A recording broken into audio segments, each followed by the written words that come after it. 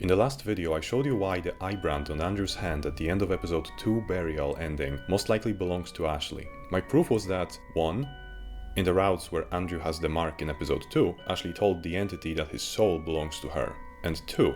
The eye visible on Ashley's soul in episode 3 Decay looks identical to the eye mark. In this video I'm going to go more in depth about further evidence that supports that theory. Chapter 1. Why it's Ashley's eye. 1. Ashley is being represented by the same eye near the end of the cliffhanger route in episode 3, in a vision where Andrew has to hide his relationship with Julia from her gaze. 2. The mark also appears in Decay, in the bitch in a box ending, where Andrew gives up his autonomy and submits to Ashley completely, by accepting to be Andy, metaphorically selling his soul to her, further connecting the mark to her.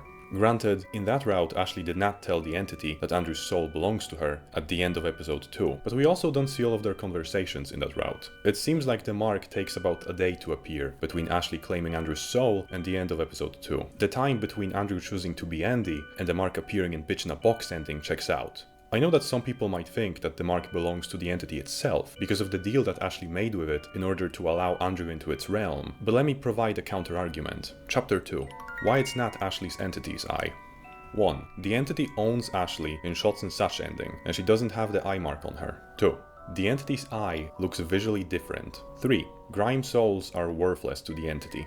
4. Even if we assume that Andrew turns into a tar soul to be in that route, Ashley still told the entity to back off when it asked about the brother, and it obliged. These entities can only work through deals, and nothing that either Ashley or Andrew have said could have been vaguely interpreted and used to bind Andrew to the entity. Chapter 3. Why it's not Lord Unknown's eye. Some people have suggested that it might be Lord Unknown's eye, appearing after Andrew has turned into a tar soul. Here's why I don't agree. 1.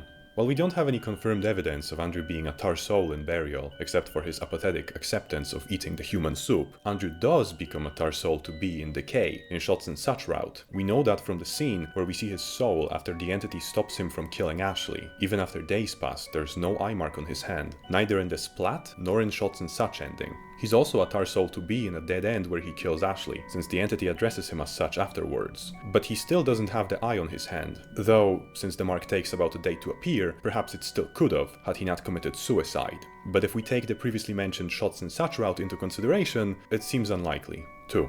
Lord Unknown is able to find and be summoned by Andrew, even in the routes where Andrew doesn't have the eye mark. Lord Unknown's mark has to have always been there, from the moment they first met, invisible to the naked eye. Perhaps it's on Andrew's soul and not on his physical body at all. Lord Unknown has met his soul after all, but Ashley is still a living physical being, and she doesn't see Andrew as a soul, but as a living body, so her mark would most likely manifest itself on his physical body. And 3. The same thing as with Ashley's entity, the eye looks visually different. Occam's razor. It's Ashley's symbol. And that's it.